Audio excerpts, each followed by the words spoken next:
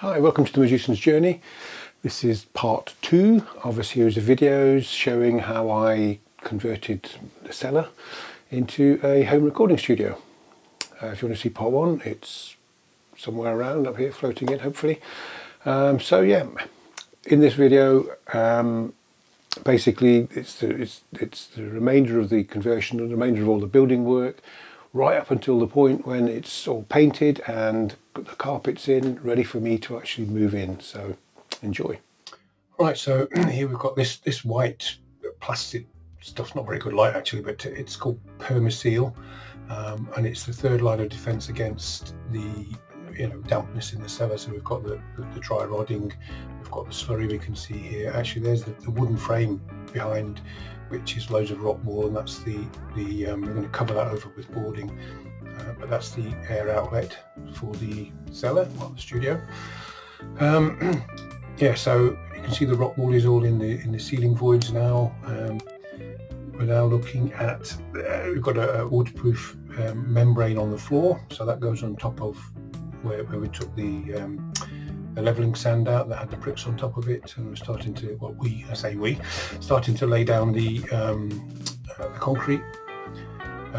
These little black circles, you'll see them a bit later on, they're absolutely everywhere. That what fixes the Permaseal onto the render below it. Yeah, so it's been coming down the stairs, looking at the sorry to tilt my head there, looking at the first concrete layer, or the only concrete layer actually. That's it, looking at it again. Now you can see all those little black dots are everywhere. They're sort of measured out and placed. It took them a long time to put that in. That's to fix that Permaseal securely to the wall below it. And you can see there actually up in the top right, that white plastic thing, that is a wall socket which didn't get taken out for some reason, and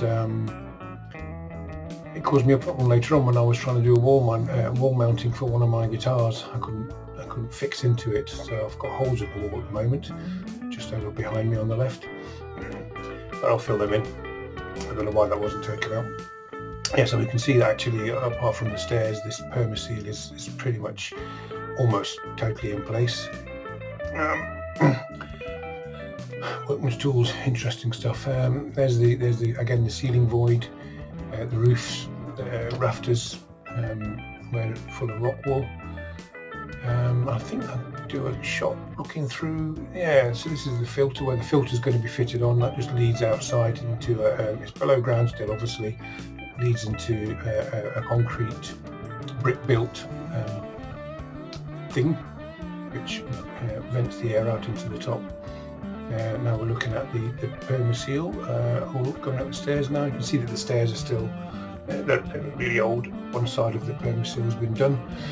God, this is not all that interesting really, is it? But yeah, looking back down into the cellar from the top before the hatch was put in. Some more shots of the Permaseal. I think I was a bit happy with the Permaseal. Yeah, this is kind of a tape, special waterproofed tape that goes on the corners and any edges of where the Permaseal is. Now we can see the first level of soundboard going up. So this is not normal plasterboard, it's actually soundboard. It's thicker and it's denser than normal plasterboard. So that goes up as the first level of soundproofing for the ceiling. And then there's this second layer which is called Tech Sound, which is another soundproofing, and it's basically a self-adhesive, thick, it's about 5mm thick, very, very dense sort of rubber, very heavy. I think it took the guys, 2 of them to hold it there while it was fixed to the ceiling. And then you have the third level, which is, you can see now, another level of soundboard. So we've got, I think the soundboard is 15mm, and you've got 5mm of Tech Sound, and then another 15mm of soundboard. So you've got sort of 35mm thick of soundproofing just on the ceiling. Then you've got the rock, the rock wool behind it.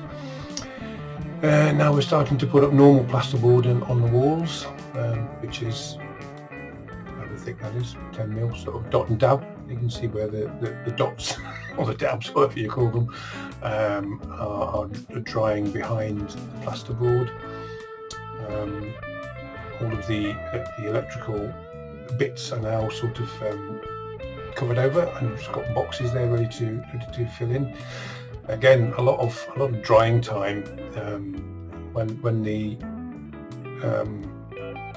skim is done later on, it took a long time for that to dry, which delayed, the whole build by, I think we probably lost in total about 6 or maybe 7 days of just waiting for things to dry. I think we've got down here the first, I'm not sure if that's the concrete floor or the leveling compound that goes down. So now we've had the whole lot skimmed. So this is the plaster skimming that's been done. It's starting to look more like a room now. You can see the ceiling's been done, and all the walls have been done. That little recess you couldn't see in there because it was dark, but that's been done as well. Actually, I don't think the skim is that the leveling compound is down yet. It goes below the underfloor heating, so it's got its own distribution board, which is just up there in the top left. This is starting to look at. This is my workbench, which we'll see later on in all its glory when it's done. But that was, whilst things were waiting to dry, we've got the dehumidifier there, so we're drying it out. It was working on the workbench. That's the underfloor heating that's gone in. It's all taped down, ready for a self-leveling compound to go on top of it, which caused a few problems in itself. This is me actually showing you the lights in the ceiling now. They're all in and they're on the dimmer. So I think, there we go, a nice sort of auto fade, rather it saves me doing it in post. So the first self-leveling compound went down, and what happened was the underfloor heating lifted, so it's lifted up through the leveling, and therefore wasn't covered over. So we had to put down another leveling compound on top of that until the underfloor heating was totally covered. Just more shots of the fact that it's taking a long time to dry out. You can see all those damp patches. We've got the dehumidifier going constantly.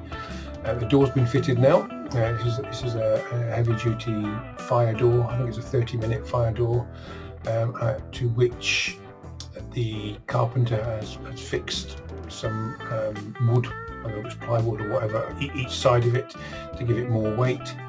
That is a railing to hide the lights that are put in. I can't think what they're called now, but the lights, strip lighting. And now we're looking at it's actually had its painting. We're starting to paint it now, so we're jumping forward quite a bit in time. I don't think I filmed everything.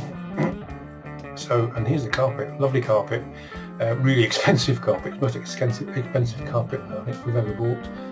Really nice, plush red, velvety, soft, smooth, wonderful carpet to walk on. And yes, very, very pleased with that carpet. That's basically me ready to move in, I think.